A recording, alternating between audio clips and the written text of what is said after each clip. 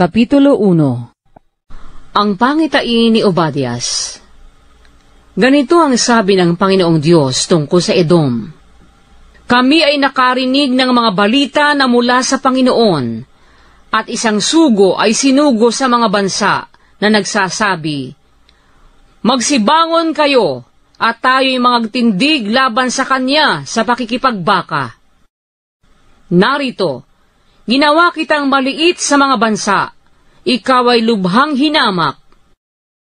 Dinaya ka ng kapalaluan ng iyong puso, o ikaw na tumatahan sa mga bitak ng bato na ang tahanan ay matayog, na nagsasabi sa kanyang puso, sinong magbababa sa akin sa lupa?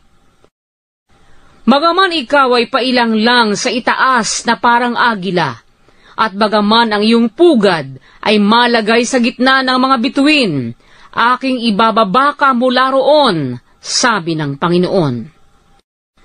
Kung ang mga magnanakaw ay nagsiparoon sa iyo, kung mga mangloloob sa gabi, paano kang nahiwalay? Di baga sila sanay nangagnakaw hanggang sa sila'y nangagkaroon ng sapat?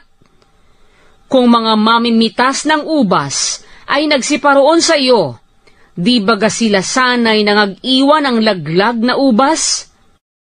Paano nasiyasat ang mga bagay ng isaw? Paano nasumpungan ang kanyang mga kayamanang natago? Lahat na lalaki na iyong kaalam ay dinala ka sa iyong lakad hanggang sa hangganan. Ang mga lalaki na nangasa kapayapaan sa iyo ay dinaya ka at nanaig laban sa iyo. Silang nagsisikain ng iyong tinapay ay naglagay ng silo sa ilalim mo, walang pag-uunawa sa kanya. Di ko baga lilipulin sa araw na yaon, sabi ng Panginoon, ang mga pantas na tao sa Edom at papawiin ang unawa sa bundok ng Isaw?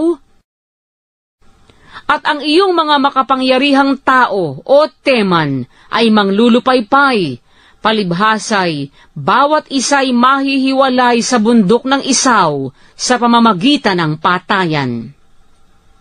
Dahil sa karahasan na ginawa sa iyong kapatid na Jacob, ay kahihiyan ang tatakip sa iyo, at ikaw ay mahihiwalay magpakailanman. Nang araw na ikaw ay tumayo sa kabilang dako, nang araw na dalhin ng mga taga-ibang bayan ang kanyang kayamanan, at magsipasok ang mga mangingibang bayan sa kanyang mga pintuang bayan, at pagsapalaran ang Jerusalem, ikaw man ay naging gaya ng isa sa kanila. Huwag ka ngang magmasid sa araw ng iyong kapatid sa kaarawan ng kanyang kasakunaan, at huwag mong ikagalak ang mga anak ni Huda sa kaarawan ng kanilang pagkabuwal, ni magsalita mang may kapalaluan sa kaarawan ng pagkahapis. Huwag kang pumasok sa pintuan ng aking bayan sa kaarawan ng kanilang kasakunaan. Oo, huwag mong masdan ang kanilang pagdadalamhati sa kaarawan ng kanilang kasakunaan, o pakialaman man ninyo ang kanilang kayamanan sa kaarawan ng kanilang kasakunaan. At huwag kang tumayo sa mga salubungang daan na ihiwalay ang kanya na tumatanan, at huwag mong ibigay ang kanya na nalabi sa kaarawan ng kapanglawan. Sapagkat ang kaarawan ng Panginoon ay malapit na, laban sa lahat ng bansa. Kung ano ang iyong gawin, ay siyang gagawin sa iyo. Ang iyong gawa ay babalik sa iyong sariling ulo. Sapagkat kung paanong kayo'y nagsisiinom sa aking banal na bundok, gayon magsisiinom na palagi ang lahat na bansa. Oo, sila'y magsisiinom at magsisitungga at magiging wari baga sila'y hindi nangabuhay. Ngunit sa bundok ng Sion ay doroon yaong nangakatatanan at magiging banal, at aariin ng sangbahayan ni Jacob ang kanyang mga pag-aari. At ang sangbahayan ni Jacob ay magiging isang apoy, at ang sangbahayan ni Jose ay isang liyab, at ang sangbahayan ni Isaw ay dayami, at sila'y kanilang susunugin, at sila'y susupukin.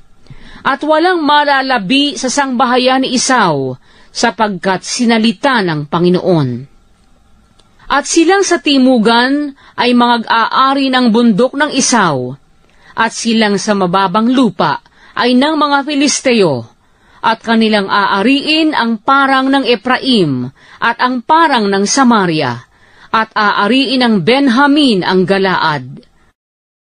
At ang mga bihag sa hukbong ito ng mga anak ni Israel na nasa mga taga-Kanaan ay mag-aari ng hanggang sa Sarephat, at ang mga bihag sa Jerusalem na nasa Separad ay mag-aari ng mga bayan ng timugan. At ang mga tagapagligtas ay magsisisampa sa bundok ng Sion upang hatulan ang bundok ng Esau, at ang kaharian ay magiging sa Panginoon.